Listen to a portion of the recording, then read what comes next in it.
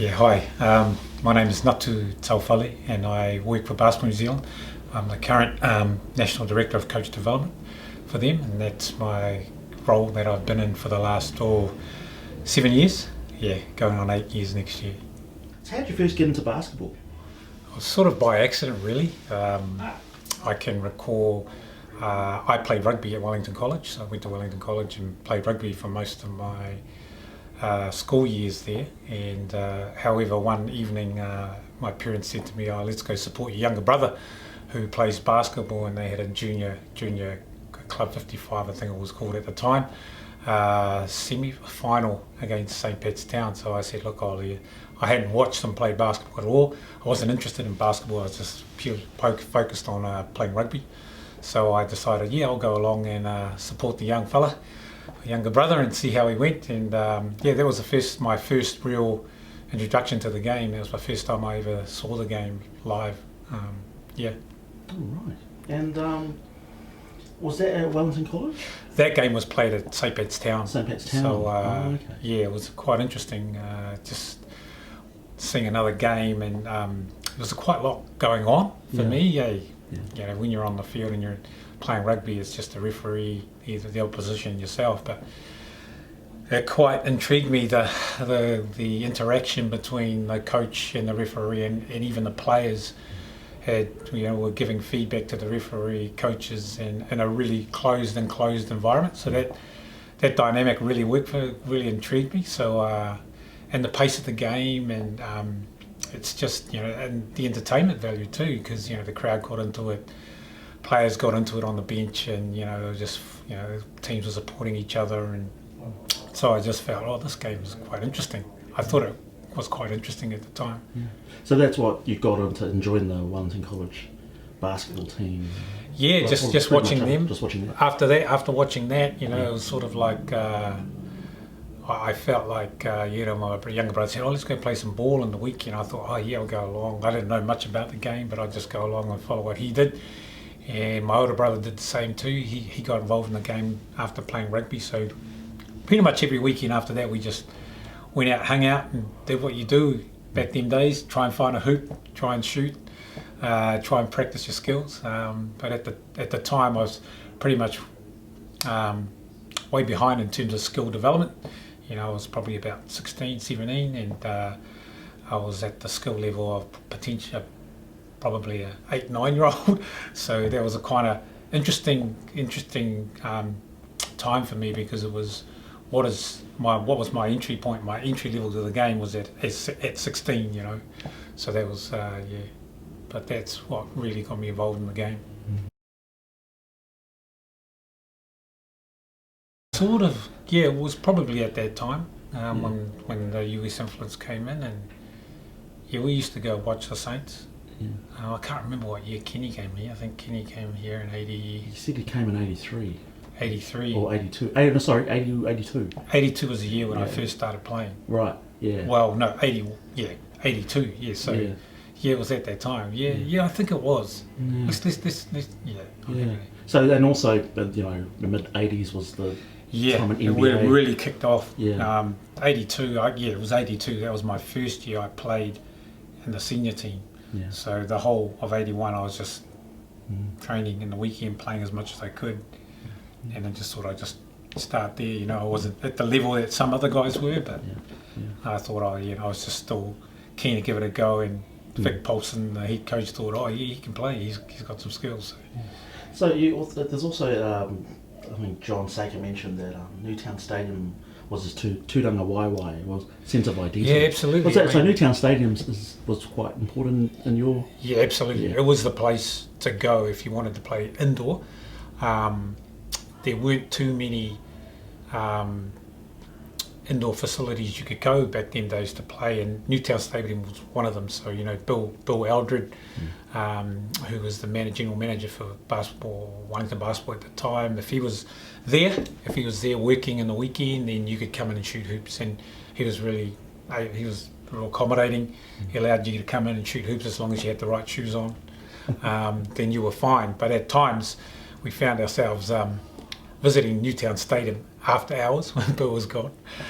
We were able to, pull the windows, the glass slides from the boys' toilet and just jump in that way, and then turn the lights on and play. But I'm pretty sure Bill was aware that we were doing that. But I guess one of the things is, there was a bit of respect and trust from Bill that as youngsters you would think, oh, these guys are just going to go in and muck the place up. But we were really keen on playing basketball, and we always left the gym the way we found it. So that was the Tūranga Waiwai for us as well, because we had nowhere else to go. The only other gyms that we could go to or play in was the athletic club rooms, which was a rugby club rooms, and we used to do the same there. Their windows were the same as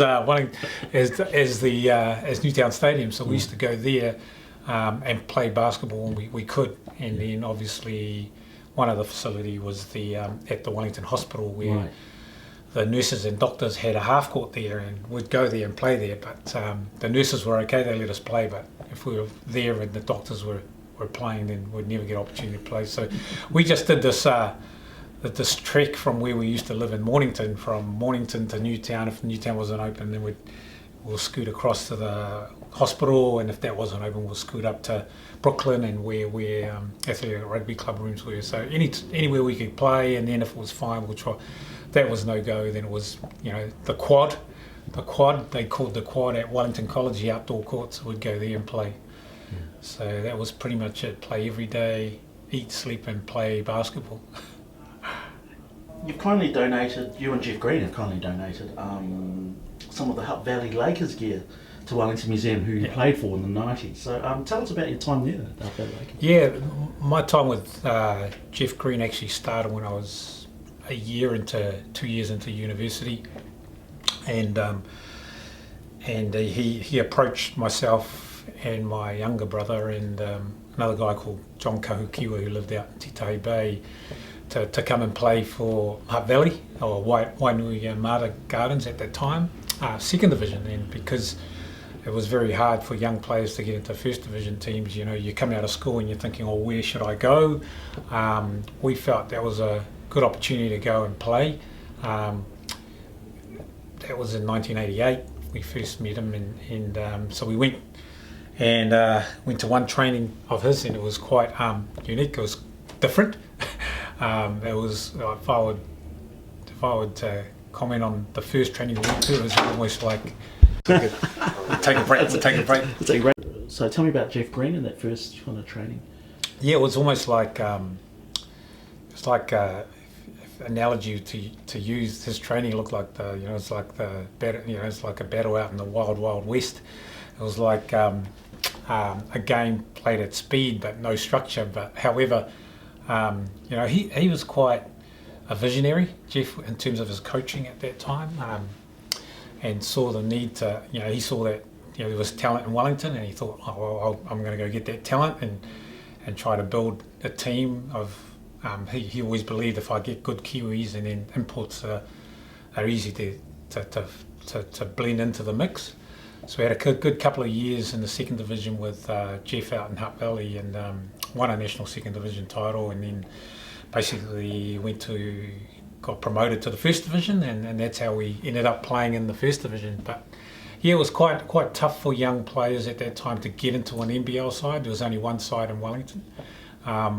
So the only other opportunity was to play second division. There were some clubs in Wellington like Centrals, Morihu and that, but we decided after a year with those clubs that we'd go out north up to Hutt Valley and play there. So that's where it pretty much all started in terms of us. He was quite, like I said, he was a visionary, and he realised that Pacific Island Māori talent had unique skills in terms of the athleticism, and thought, well, if I can harness some intellectual or guys that can play, who are smart at playing, then we could have some success. And because we had come out of Wellington basketball, I'm not going to, our grounding was in Wellington with guys like Vic Paulson and Bill Eldred, who had a huge influence on our game and how we played.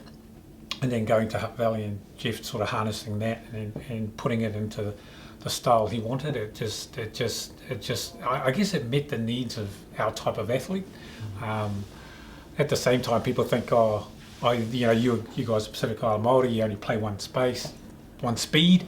Are you smart enough to slow down? But I think we had the grounding coming out of Wellington and playing reps for Wellington, winning some age group national championships for Wellington. That we pretty much knew the game, and we knew what Jeff was trying to do, and we felt it was quite revolutionary, because the game, 30-second shot clock back then, teams just walked the ball. They were just purposefully running offences, taking their time, real patient, and here we come 100 miles per hour. So it was quite interesting. It's a real, what do you call it? You call it? It was just really, the first year we got into the NBL. You mentioned 7 seconds. Was it 7 seconds? Yeah, 7-second offence, which was part of Paul Westhead's fast break offence, which was quite successful for him when he was coaching at the University of Loyola Marymount. And Jeff did his homework as a coach. He went to the States and spent some time there, looking at the systems, looking at what would be conducive for us in terms of our offence, and also what would be conducive for our abilities defensively. So pretty much used Paul Westhead's fast break system and Rick Pitino's defensive system. So, yeah. So you've donated some of the gear. Can you describe some of the gear that you're donating, and also the plaque? Yeah.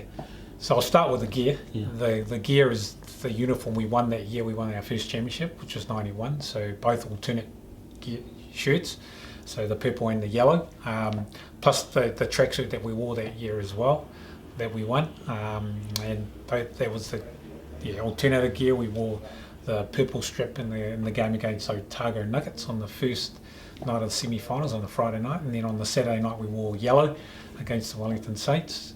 And also the plaque. So the plaque I thought was quite unique, because that year Reineck was the sponsor. Was a sponsor of the league, and the plaques actually had the Reineck symbol on the plaque, which is not the same as many of the other championship winning plaques. So that was quite unique also, because Reineck was a big supporter of basketball back then. I think they had a 3-year relationship and partnership with Basketball New Zealand, the NBL league at that time. And that's the gear that I'm happy to relinquish, happy to pass over and donate to keeping obviously keeping the for me it's not about my memories are in photos and not in plaques and uniforms. So I'm more than happy to donate that, and also Jeff Green also donated some of the uniforms as well. I know, in terms of the community sort of aspect of it. Yeah, we were. I guess our team spent a lot of time with community activation, and the community activation was mainly in the Pacific Island and Māori communities, because if you think about it, probably 80% of our team were Pacific Island and Māori. You had Stephen Adams, older brother. We had Stephen Adams in our first year. We had Warren Adams, Stephen's older brother. Yeah. He played for us in '91 when we first won. So Warren came down from New Plymouth, signed with us and played with us that year. And I think we had this really good buzz about the community, especially Pacific Island Māori community, that connected them with us, and that included religiously, because we had the Mormon church and basketball followers there were keen, I think, at that time in the Hutt Valley to really connect to something new. So when we were in the first division, I think that was something that these communities could come and watch at home at Walton Ash Stadium every weekend, and they got engaged and really connected with us. And then we had the Pacific Island drums, which is a real feature of our home games. If you come to our home games, you'll see them at the end of the court at that time. That really created a buzz around the Hutt Valley and a real profiled the team in terms of sports in Hutt Valley, and then on a national scale as well, because obviously TV3 were publicised. We were televising games every Saturday night. You'd see the televised game from 9 onwards. So and that was really positive for us. And plus we had we had Mobile, who were our major corporate sponsor and commercial sponsor, and they were really keen to look at how can this product, the Mobile Lakers, support our, what we're trying to do as well. Do those themes match up, so to speak? So it was really cool. Every Saturday we'd do some activation stuff with the community, whether it be at a mobile petrol station, whether it be at a church, whether it be anywhere. We were really keen to give back to the community. So you made it to the grand final in '91, and you actually played, the local rivals of the Saints, so which was quite appropriate, really. So what do you tell me about that grand final? It's kind of interesting because before we played that grand final, my brother and I and some others in the team were thinking, we spent a lot of our youth, looking at Kenny, and Kenny was an icon when he came here, great player, and we felt we used to watch him when he was playing in the younger days, and now we're actually on the national stage in a national final playing against one of the guys that we used to go against as youngsters, and he was mentored us in a lot of those scrimmages, and then to play against Kenny in the final was quite ironic. And that year, because we had introduced a new system, I can recall at the beginning of the year that the commentators and a lot of the pundits were saying, well, this is not going to work. This 7 seconds offence is not going to work. And I can remember we played our first game, we played against Palmerston, and we lost. And we shot dismally, and we rebounded poorly. We lost that first game. We would go on to lose only 2 games out of our next 20 games, and win the league, and by playing that system, and it took a while to get used to playing that way, and really believing and having trust in the philosophy around the system. So when we got to the finals, we were really amped up, I guess, about playing the Saints, because they'd been the benchmark for us for a number of years, and to get to the final and actually play them, we wouldn't have wanted it any other way. So it was an interesting game. We, in the first half, we always had the edge on them, and in the second half, in the third quarter, we got out to about 23 points, and that's when we really took over. Unfortunately for Ralph Adams, he was injured in that game, and he couldn't play, but my older brother was playing for the Saints, and he played in that game. So you played against your brother? Yes, so he played against that brother in that finals. But I think it was a changing of the guard, I guess, for us in Wellington, and we respected them. So it wasn't about, there was a rivalry, but at the end of the day, there was a level of respect from us to the Saints. So but it was quite rewarding winning your first championship against your motorway rivals. Add something else. The Lakers name, like you had the Lakers for the name for quite a while. So what happened? Something happened. That was the brand we wanted to play. We wanted, Jeff was all about speed and playing the game at pace, and we had the Lakers name for 2 years, but then obviously the Lakers weren't happy with that, and then they came back and said we had to change our name. So we changed from the Lakers. In 1993 we had to change, so we went from the Mobile Lakers to the Mobile Shakers. So that's when you heard us as the term Shakers being used. So we were called the Mobile Shakers in 1993, and we actually won the championship that year as well. In my last year with the Lakers, in '97, the Saints and the Lakers merged that year, merged ownership. And then it just became the Wellington Saints, or the Capital Saints, and I played the first year of that team before I retired. So why do you think basketball's become so popular in Wellington? When it caught on in the '80s with the boom, and then even now it's quite basketball as a sport's really popular. Yeah, I think it's due to some of the personalities in the game, and also over that 20 to 30 year period. Just those groups of players. Every generation there's a group of players, or there are teams that dominate the league, or groups of players that dominate Wellington and become Tall Blacks, and Saints have been pretty consistent throughout those decades. They've consistently won in decades, and my hat's off to Nick Mills for his, I guess, longevity in keeping the Saints in the public sporting eye. So they've been, iconic in the game of basketball throughout those decades, which has kept people enthusiastic, especially in Wellington, about the game of basketball.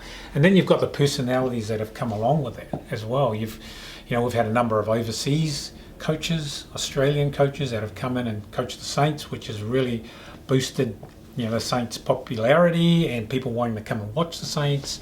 Also boosted the athlete programs in the region, because those coaches have come in and developed and delivered some coach education around the Wellington region. Then you've had individuals that have made some real, contributions to the game here in Wellington. Peter Cameron's come in as a head coach for the Saints, so that adds to the narrative and where the Saints have gotten, and basketball in Wellington. And then you've got Kenny, who's now transitioned into coaching roles and has developed a number of young athletes in that space, who have gone on to play at college and become successful. So one of those is obviously Stephen Adams, who came along, became successful, and that's lifted the profile of the game in Wellington. And then, you've got a number of schools that have become really, probably are really strong schools in the national game at secondary school level. I coached Taufale High in 2001. There was a 20-year gap between the last time a school had won secondary school nets, and then Kenny McFadden came in and coached. Peter Roscoe was St. Pat's Town. They won a couple in a row, and then obviously, Wellington age group teams winning a number of those age group championships coming through with Stephen really continued that momentum and keeping the game in the profile of the eye. And then Stephen getting into the NBA, and the Tall Blacks performing really well in the early 2000s and continuing to perform right through that first decade in the 2000s. And then changing the guard with Nene Vucinic coming as head coach, and then the Tall Blacks continuing, the Breakers coming into the league. It all created some real momentum in our game in those key periods.